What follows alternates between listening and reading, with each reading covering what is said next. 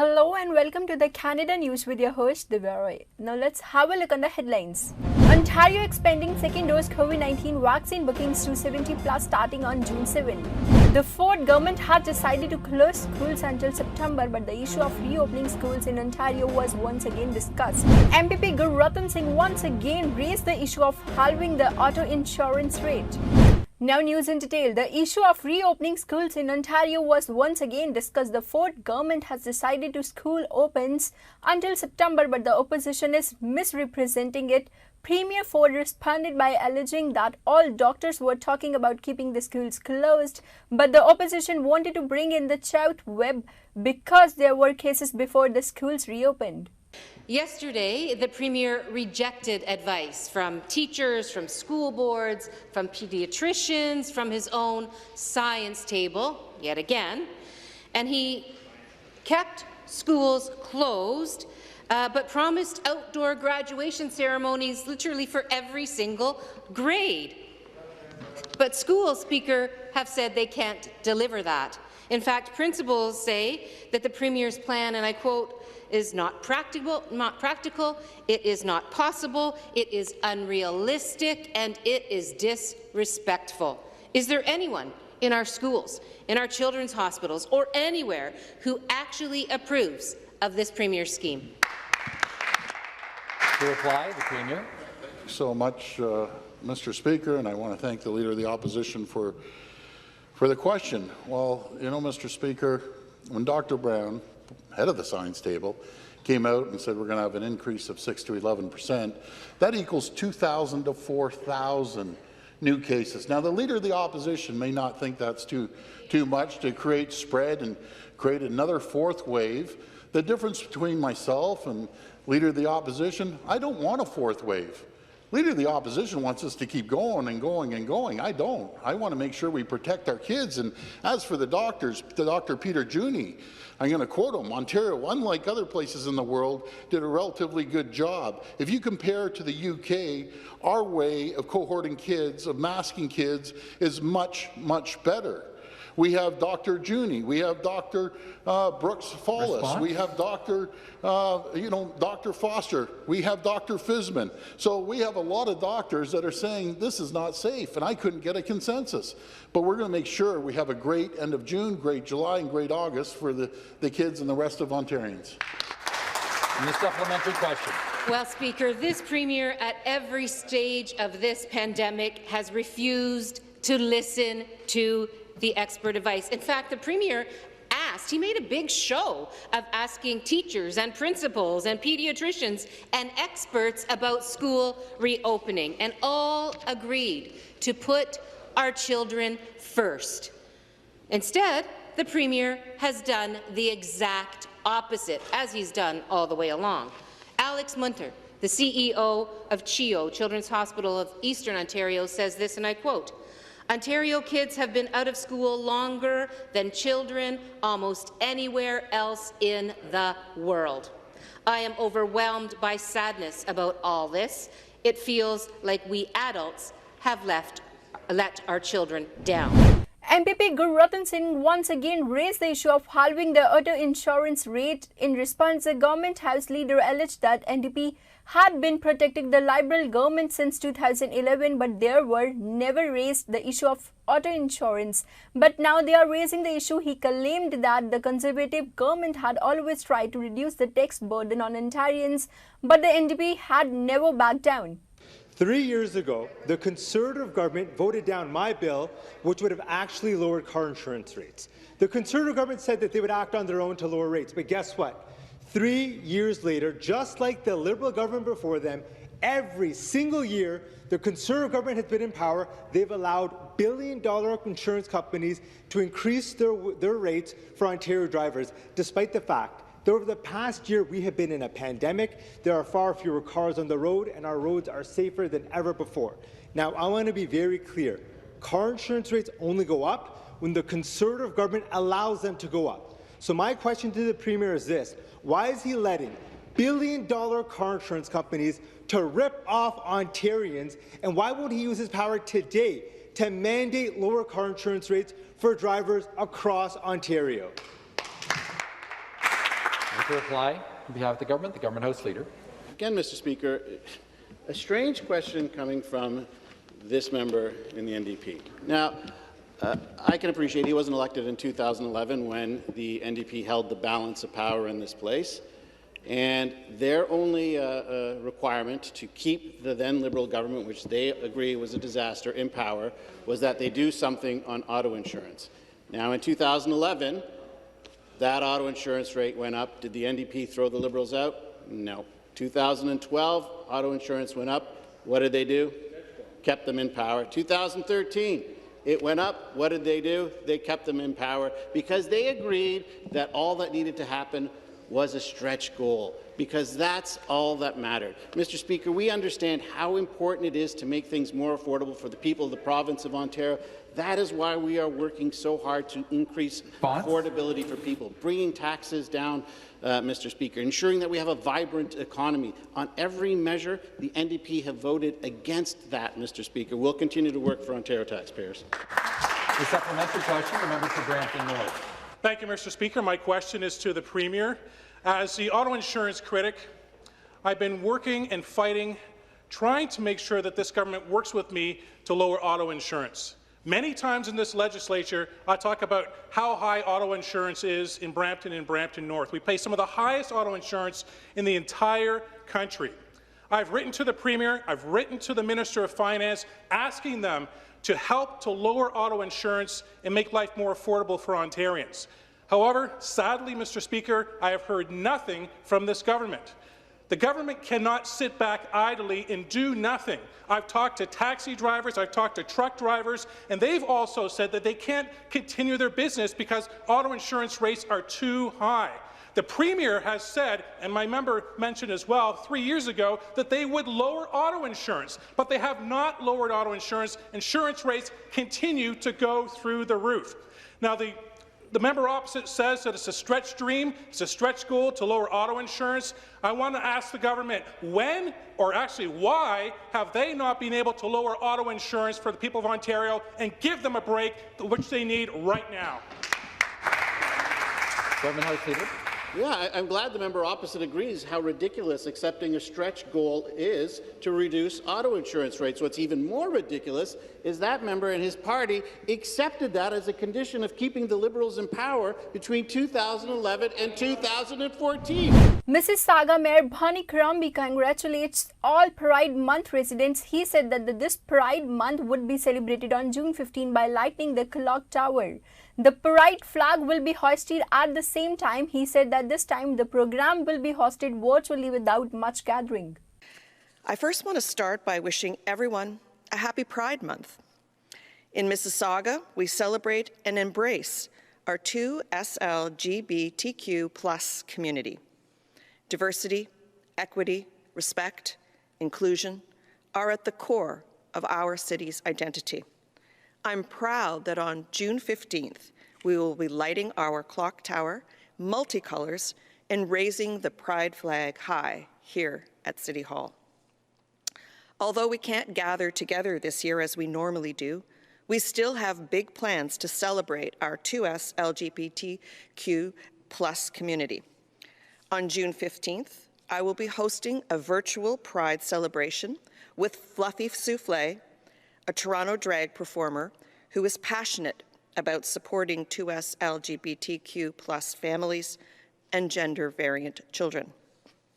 We also have a great author who will be speaking about art and other initiatives. Please visit mississauga.ca/pride for more information about these upcoming events. And now on the COVID front. I'm so proud of how far we've come these last few months. We've made huge strides in lowering our case counts and flattening the curve. Peel is averaging 100 cases per 100,000, and that's down from 171 cases per 100,000 just 1 week ago. Mississauga is averaging 81 cases per 100,000, and that's down from 147 just 1 week ago. We haven't seen case counts this low since mid-February, early March, or even last November.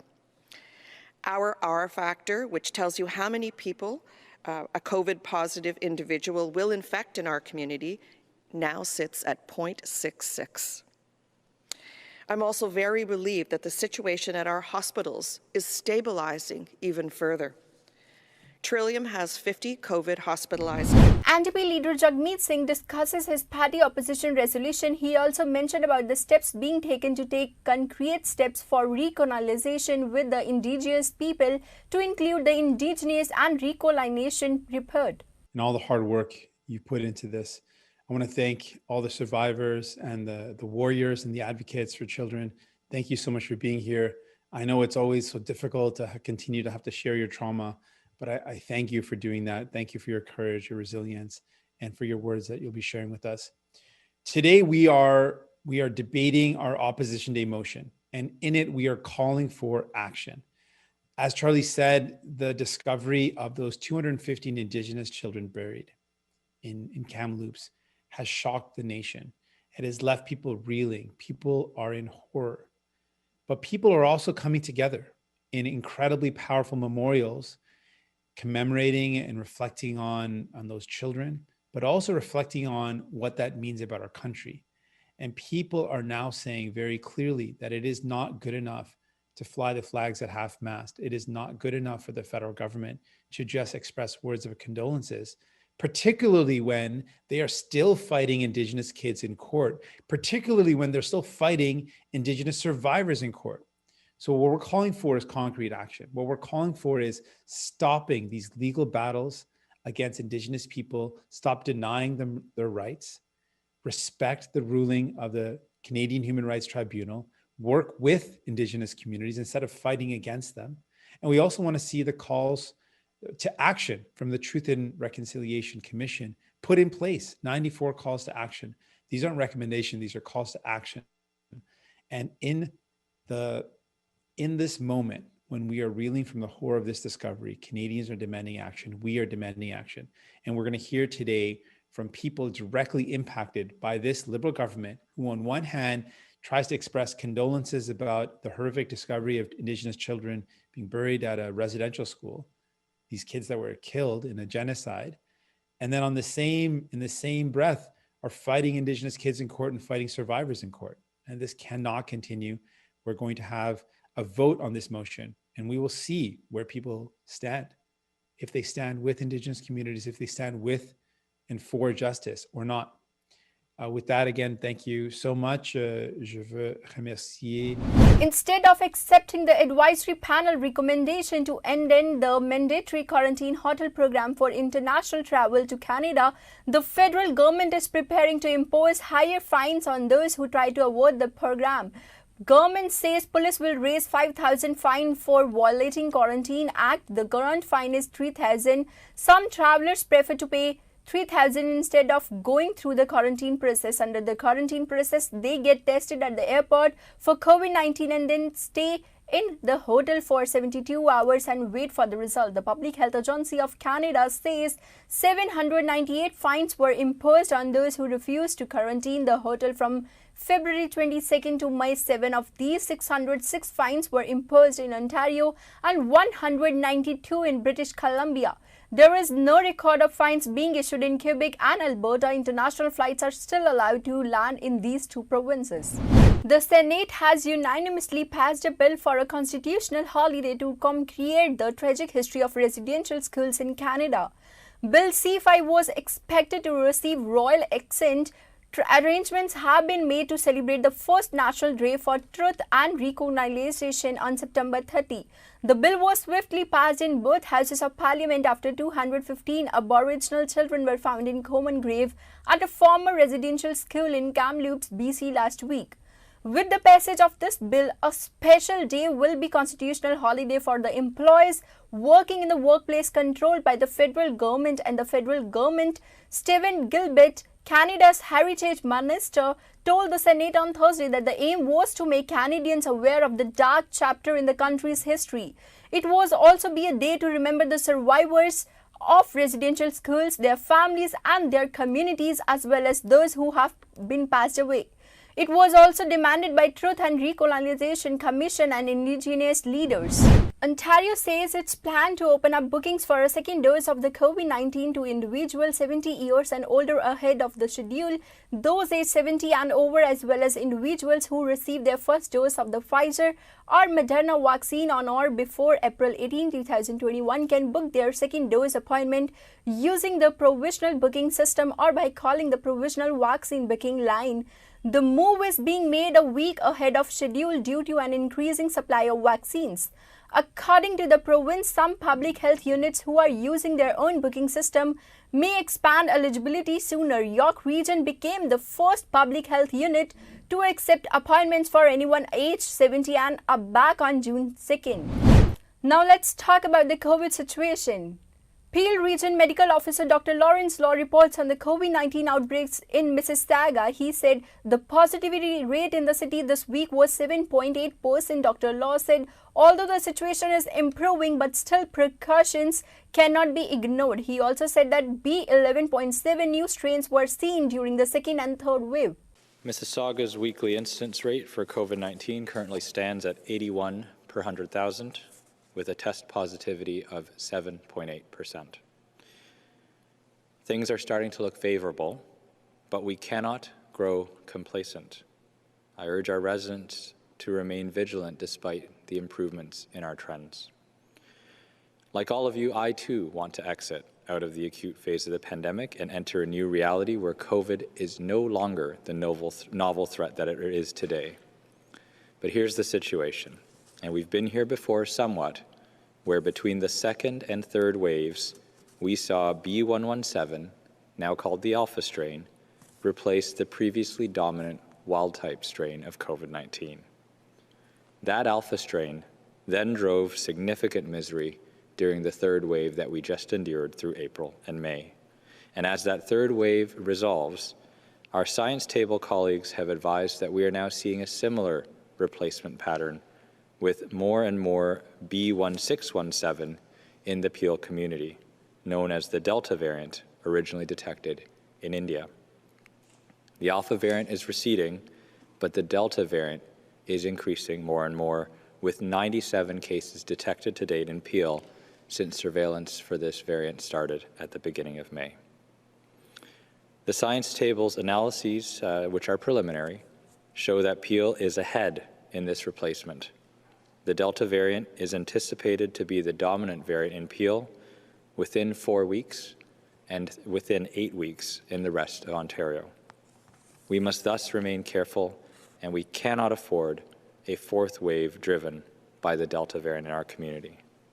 Fortunately, the one thing that is different now and in our favor is that we do have broad one-dose vaccination coverage. 72% of our adults 18 plus at our last count, and over 40% of our youth aged 12 to 17. And this is really a testament and thanks not only to the teams that continue to vaccinate steadily out of all of our clinics and our hospital partners and out in the community, but to all of you in the community who have rolled up your sleeves. Ontario's Chief Medical Officer Dr. David Williams provides weekly updates of COVID-19 in the province. He said that 2,302 cases were found positive during Monday's update. 699 cases were recorded on Tuesday. He also said the more than 700 cases were recorded on Wednesday. This has led to an increase in number of cases being recorded on a daily basis. So it's Thursday. How are we doing? Where are we since Monday? We're looking at the time, it's the peak time when we see effects of the long weekend. And we want to look at how our data is doing and then what's happening in the weekend coming up.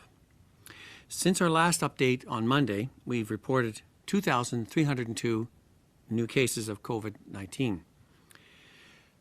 That means we saw on Tuesday, we recorded 699 cases. Then on Wednesday, we were up to 733 cases. And today, 870 cases. This slight increase could be attributed to the May long weekend. We also, I'll comment in a moment, of our last data, our percent positivity has come down, but our data may indicate that we may be up a little bit higher again tomorrow, maybe close to 900. So that's concerning as we watch this trend, and hopefully we can turn that around as soon as possible. The current 7-day average for COVID-19 cases is 940 as compared to 1,441 last week. So I don't want to take away from the fact that we have seen excellent improvement in our numbers over the week, but this recent uptick is a bit concerning. Deaths, as we'd like those really to drop down even more, we still saw an additional 44 deaths since Monday. This includes 10 deaths related today, bringing the 7-day average to 15, which is down from 21 last week. And as always, we want to extend our sympathies to the families who have lost and friends who have lost loved ones, because each one is a significant loss to each one of these areas and families. And we would like to have these numbers down to 0 if we could. Hospitalizations continue to be an issue that is showing slow improvement. The occupancy does remain high, and the numbers are steadily improving though. Today, there are 729 people in hospital. Quebec is reporting 279 new cases of COVID-19 today and 4 more deaths attributed to the novel coronavirus, including 1 in the past 24 hours. Health officials say hospitalizations dropped by 10 to 307 and 67 people were in intensive care. Montreal was the region that reported the most new cases today. The province says 95,704 vaccine doses were administered. About 63.6% of the Quebecers have received the first dose. So that's all we have in this bulletin. Thanks for watching. Stay tuned for more updated news.